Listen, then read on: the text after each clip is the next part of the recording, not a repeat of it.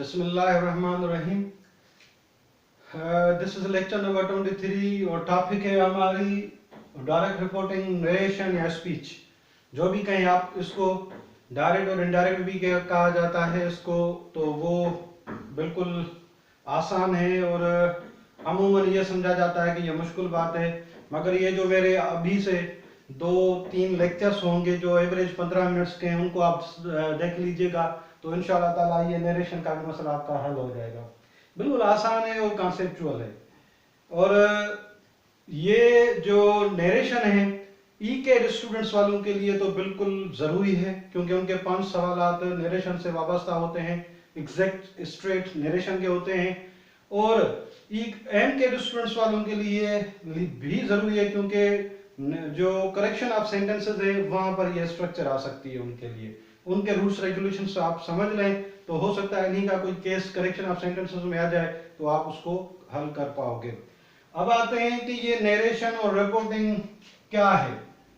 Narration तो narrate से निकला हुआ लफ्ज है, तो नरेट, और रिपोर्ट टू रिपोर्ट, ये कैसे अल्फाज हैं। टू नरेट और टू रिपोर्ट, इनका मतलब क्या है। जब भी कोई किसी के कहे हुए अल्फाज, किसी के सुने हुए अल्फाज, किसी के पढ़े हुए अल्फाज, कहीं पर कोई चीज देखी हुई, जब कोई बयान कर रहा होता है या किसी इन्वेस्टिगेशन के थ्रू कोई चीज हासिल हुई और वो बयान कर रहा होता है, तो उसको टू नरेट या टू रिपोर्ट कर कहते हैं हम। और वो जो बयान की जाती हैं चीजें, वो तो आपको पता है कि जबान जो हम यूज कर रहे हैं, अभी भी मैं जो बोल रहा हूं उर्दू में, उसमें क्या बोल रहा हूं मैं, सेंटेंसेस बोल रहा हूं। क्या बोल रहा हूं? सेंटेंसेस बोल रहा हूं। अगर थीम के हिसाब से सेंटेंसेस देखे जाएं, टोटल जो भी इंसान जिंदगी में, अभी मैं उर्दू में बोल रहा हूं या इंग्लिश में बोलना शुरू करूं, तो वो कितने होंगे? वो होंगे आपके 5 किस्म के। कौन से?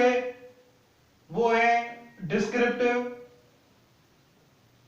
या तो बयानी जुमले होते हैं, कोई चीज बयान कर रहे होते हैं, किसी का बयान आप किसी को बता रहे होते हैं, या किसी का बयान लिखा हुआ किसी को बता रहे होते हैं, या किसी का बयान पढ़ा हुआ कहीं पर वो बता रहे होते हैं, या कई चीज मुशाहिदा किया हुआ, तजुर्बा किया हुआ किसी को बता रहे हैं आप, वो डिस्क्रिप्टिव में बता रहे होते हैं, आप डिस्क्रिप्शन में बता रहे होते हैं। तो बयानी जुमला या अफर्मेटिव सेंटेंस भी कहते हैं इनको।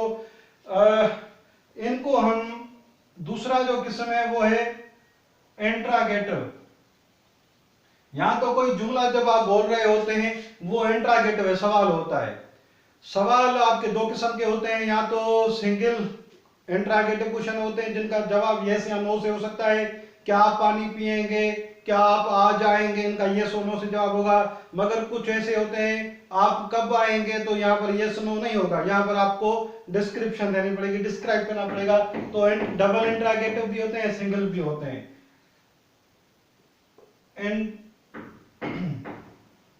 इंपरेटिव सेंटेंसेस, ऐसे सेंटेंसेस होते हैं जो आप बोल रहे होते हैं या लिख रहे होते हैं या सुन रहे होते हैं, वो इंपरेटिव जिसमें हुक्म हो, किसमें अर्ज हो, सजेशन हो, एडवाइस हो।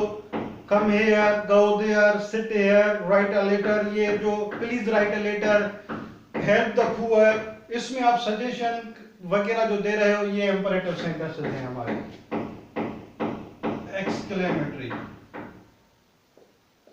एक्सक्लेमेटरी सेंटेंसेस वो हैं जिसमें एहसासात और जज्बात जाहिर हो जुमलों से। वाह वाह हमने मैच जीत लिया, अफसोस वो मर गया। तो ऐसे जुमले जहां पर आपके एहसासात, जज्बात, इमोशंस और फीलिंग्स जाहिर हो सेंटेंसेस से। वो इतना बड़ा पहाड़, तो ये क्या आप एक्सप्रेस कर रहे हो, एक्सक्लेम कर रहे हो, आप अपना ताज्जुब एक्सप्लेन कर रहे हो।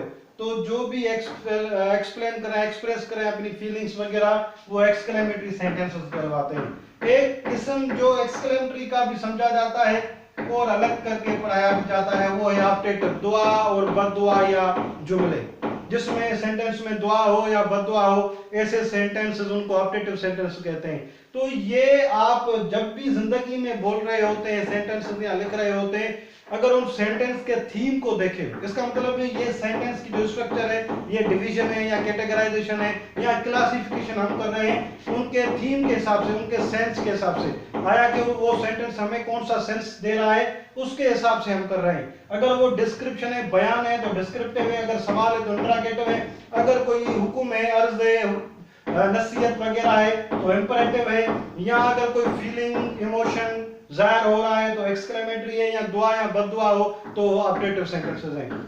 ये कोई ना कोई सेंटेंस बयान कर रहा होता है। जब भी कोई किसी की चीज लिखी हुई होगी या कहीं पर पढ़ने के लिए पढ़ी होगी या कहीं से आपने सुनी होगी, तो वो जो बातें हैं, आप डिस्कशंस हैं, स्पीच है, वो आप इन्हीं सेंटेंसेस में ही सुने होंगे। इन सेंटेंसेस को आप रिपोर्ट करते हो, इन सेंटेंसेस को आप रिपोर्ट करते हो, नरेट करते हो उनके कहने। अच्छा, ये जरूरी नहीं है कि किसी और के कहे हुए अल्फाज, ये सभी आपके अल्फाज अपने भी हो सकते हैं। जाती तौर पे आपने अपने अल्फाज किसी को बयान कर रहे हो, अपना मुशाहिदा तजुर्बा बयान कर रहे हो, तो वो भी अल्फाज आपके क्या हो गए, उनको भी बताना, उनको भी रिपोर्ट करना, नरेट करना, ये हमारी नरेशन और रिपोर्टिंग कहलवाएगी। कॉन्सेप्ट इंशाअल्लाह ताला क्लियर हो गया होगा कि किसी के भी कहे हुए अल्फाज, भले वो अपने ही क्यों ना हो, अपने या किसी और के कहे हुए अल्फाज, लिखे हुए अल्फाज, पढ़े हुए अल्फाज, सुने हुए अल्फाज या इन्वेस्टिगेटेड किए हुए चीजें जो हैं, आप जब बयान कर रहे हो तो किसी को बता रहे होते हो, तो वो नरेट कर रहे होते हो या रिपोर्ट कर रहे होते हो, जिसको हम रिपोर्टिंग या नरेशन कर रहे थे। कैसे आप बयान कर रहे होते हो, ये जो बातें होती हैं इन्हीं सेंटेंसेस में, तो कैसे बयान कर रहे होते हो? ऐसे बयान कर रहे होते हो कि असलम ने ये कहा, असलम ये कह रहा है, असलम ये कहेगा कि फला फला फला चीज। तो आप इन्हीं तरीकों से ये आप उर्दू में भी इनडायरेक्ट और डायरेक्ट में बात कर रहे होते हो। अब आते हैं वो डायरेक्ट कब कहें और इनडायरेक्ट कब कहें इस नरेशन को, तो वो मसला भी आसान है, बिल्कुल आप समझ जाएंगे। अव्वल तो आपको ये नाम आने चाहिए कि इनको डायरेक्ट रिपोर्टिंग, नरेशन और स्पीच कहा जाता है, इनडायरेक्ट रिपोर्टिंग, नरेशन और स्पीच कहा जाता है। अच्छा, अब मैंने जब कहा कि रिपोर्ट करते हैं या नरेट करते हैं, तो वो कोई ना कोई जुमला होता है, कोई ना कोई बात होती है, वो आप बात एक लफ्ज या एक जुमले में या इस गुफ्तगू में हो पूरी की पूरी, वो आप जब बयान कर रहे होते हो तो आप क्या कर रहे होते हो, किसी की चीज को बयान करने के लिए, रिपोर्टिंग के लिए, जब उन्हीं के अल्फाज या अपने अल्फाज कहीं से लिखे हुए हो या पढ़े हुए हो या कहे हुए अल्फाज, वो जब आप बयान कर रहे होते हो तो आप उनको इस इन्वर्टेड कामा में लिखते हो। कब लिखते हो? जब उस कहे हुए अल्फाज, उन लिखे हुए अल्फाजों में आप फुल स्टॉप या कामा की भी तब्दीली ना लेके आए। जैसे जैसे कोई सेंटेंस या कोई बात किसी ने कही है, उसमें एक कामा और फुल स्टॉप के बराबर भी आपने तब्दीली नहीं की, तो क्या गारंटी दे रहे हैं आपको लिखना पड़ेगा इन्वर्टेड कामा में, इन्वर्टेड कामा में उनको लिखना पड़ेगा, भले वो आपके अपने ही अल्फाज क्यों ना हो। इन्वर्टेड कामा क्या है? फॉर एग्जाम्पल, किसी ने कहा कि आई एम हैप्पी टुडे। जब उन्होंने कहा कि आई एम हैप्पी टुडे और उसने जैसे ही कहा कि मैं आज खुश हूं, और वैसे ही आपने कहा या लिखा है आई एम हैप्पी टुडे, तो उस किसी के कहे हुए अल्फाज या किसी के पढ़े हुए लिखे हुए अल्फाजों को आप जब बयान करोगे, ऐसे ही करोगे, फुल स्टॉप भी तब्दीली नहीं आप लेके आए, तो ये निशानी दी जाती है इन्वर्टेड कामा। ये निशानी जो कहते हैं इसको डबल इंटरोगेटिव भी इन्वर्टेड कामा भी कहते हैं, ये सिंगल भी हो सकती है, सिंगल इन्वर्टेड कामा भी हो सकती है। और ये जो निशानी है ये गारंटी है। क्या गारंटी है? ये गारंटी है कि इसके बीच में जो ये चीजें लिखी हुई हैं, इसमें जरा बराबर भी तब्दीली नहीं की गई। जिसने जैसे अल्फाज लिखे थे, जिसने जैसे अल्फाज सुने थे, जिसने जैसे अल्फाज कहे थे, वैसे ही पेश किए जा रहे हैं या वैसे ही बताए जा रहे हैं। ये इन्वर्टेड कामा गारंटी है आपकी उस बात की। जब आप ये किसी के कहे हुए अल्फाज या अपने अल्फाज बता रहे होते हो किसी को, तो आप रेफरेंस भी दे रहे होते हो। कौन से? कि किसने क्या कहा। आप कहते हो कि सर सेड, सर ने कहा, या सर सेज, अभी कह रहा है प्रेजेंट पास्ट या फ्यूचर की बात हो तो आप कह सकते हो। तो ये आप बयान करते हो कि ये इन्वर्टेड कामा में जो अल्फाज आपने बयान किए हैं किसके किए हैं उसकी रिफरेंस देते हैं, किसने कहे हुए अल्फाज है, किसने ये बात कही है, तो वो रेफरेंस दे रहे हैं आप। तो रेफरेंस के बाद ये काम आ जाती है, उसके बाद जिसके कहे हुए अल्फाज वो इन्वर्टेड कामा में और आखिर में फुल स्टॉप हो जाता है। ठीक है, ये आपका एक पूरा का पूरा सेंटेंस हो गया और एक ऐसा सेंटेंस हो गया कि जिसमें किसी के कहे हुए, लिखे हुए, पढ़े हुए, सुने हुए, इन्वेस्टिगेट किए हुए अल्फाज हैं वो ऐसे ही लिखा है, एक कामा बराबर जरे बराबर की भी हमने उसमें तब्दीली नहीं की और वो इन्वर्टेड कामा में लिखा जाता है। सिंगल इन्वर्टेड भी कहते हैं इसको, डबल इन्वर्टेड कामा कहते हैं इसको, कोटेशन मार्क भी कहते हैं। क्या कहते हैं? Quotation mark. कोटेशन मार्क क्यों? क्योंकि ये कोट कर रहे हैं किसी के अल्फाज, भले वो अपने ही कोट कर रहे हैं, आप कोट कर रहे हो तो कोटेशन मार्क इनमें लिखा जाता है, तो इसलिए कोटेशन मार्क भी कहा जाता है।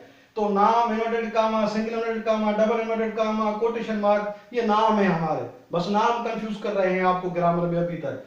तो ये हो गया। जब इन्वर्टेड कामा वाला जो पोर्शन है वो उसको आप कहते हैं रिपोर्टेड स्पीच।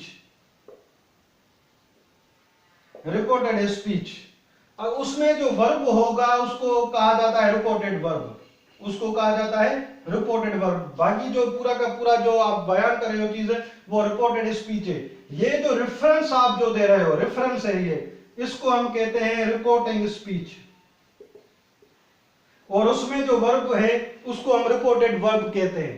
तो ये जब आप किसी के अल्फाज कहे हुए बिना किसी तब्दीली के बयान करते हो उसको हम डायरेक्ट स्पीच कहते हैं, इसको हम डायरेक्ट रिपोर्टिंग कहते हैं, इसको हम डायरेक्ट नरेशन कहते हैं। जब वो उसी के कहे हुए अल्फाज रेफरेंस समेत, रेफरेंस भी हो उसकी कि किसके कहे हुए अल्फाज हैं, रेफरेंस समेत आप बयान करते हो तो उसको आप डायरेक्ट रिपोर्टिंग कहते हो।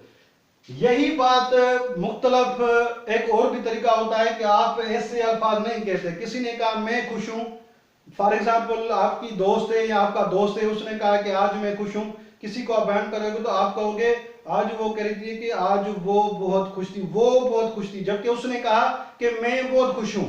क्या कहा था उसने? कि मैं बहुत खुश हूं। मगर अभी आप क्या कह रहे हैं? अभी आप कह रहे हैं कि उसने कहा था कि आज वो बहुत खुश थी, आज वो बहुत खुश थी।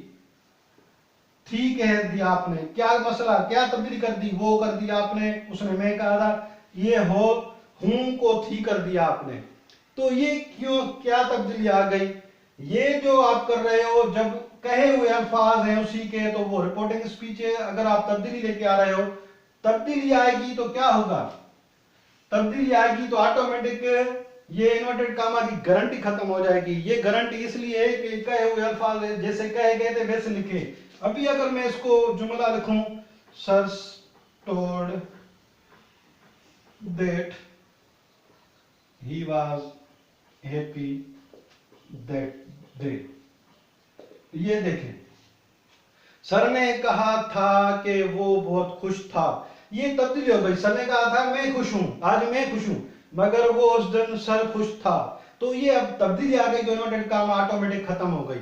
इन्वर्टेड कामा गारंटी थी वो अभी खत्म हो गई है, ये तब्दीली आ गई है।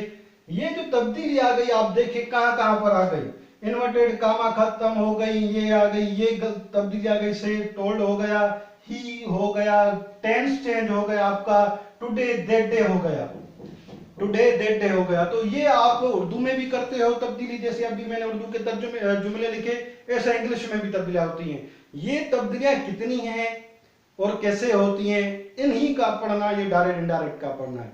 अब हम इनको पढ़ेंगे और बिल्कुल आसान और थोड़ी है।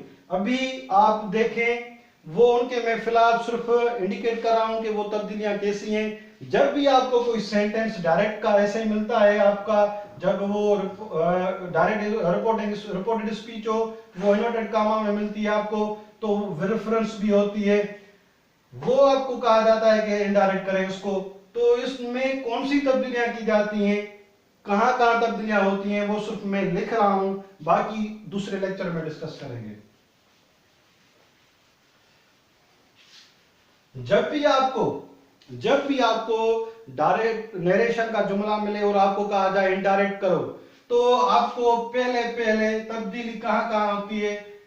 टेंस में तब्दीली होती है, रिपोर्टेड पार्ट और रिपोर्टेड स्पीच जो दो पार्ट है वहां पर टेंसेस की तब्दीली होती है, सेंटेंस की तब्दीली होती है, प्रोनाउंस की तब्दीली होती है, कुछ स्पेशल वर्ड्स होते हैं उनकी भी तब्दीली, जैसे टुडे दैट डे हो गया, उनकी तब्दीली होती है। एक और भी बात है ज़हन में रखनी होती है कि यूनिवर्सल ट्रूथ का तो मसला नहीं है, ये पढ़ेंगे। जब भी आपको डायरेक्ट नरेशन का जुमला मिले, डायरेक्ट रिपोर्टिंग का मिले कि इनडायरेक्ट करें, तो आपको हमेशा ये 5 चीजें जहनों में लेके आनी पड़ेंगी। इनके बारे में आपको जल्दी में रिकेप करना पड़ेगा और एक एक सेंटेंस में ये 5 चीजें आप अप्लाई करोगे, बाद में उसको हल करोगे। ये नहीं करोगे तो वो हो सकता है आप गलत कर जाओ। तो नेक्स्ट लेक्चर इन्हीं पर है और बिल्कुल आसान तरीके से पढ़ेंगे, बड़ी मुश्किल चीजें समझी जाती हैं, इंशाल्लाह ताला 1-2 लेक्चर कवर कर जाएगा। ये डायरेक्ट इनडायरेक्ट मुश्किल नहीं है, मैं आपको गारंटी दे रहा हूँ। ये आपके पैसे वाइज और डायरेक्ट इनडायरेक्ट नरेशन के जो सवाल आते हैं या मसले हैं वो आपकी जेब में पड़े हैं, ये आपको आने चाहिए। आते हैं नेक्स्ट लेक्चर में।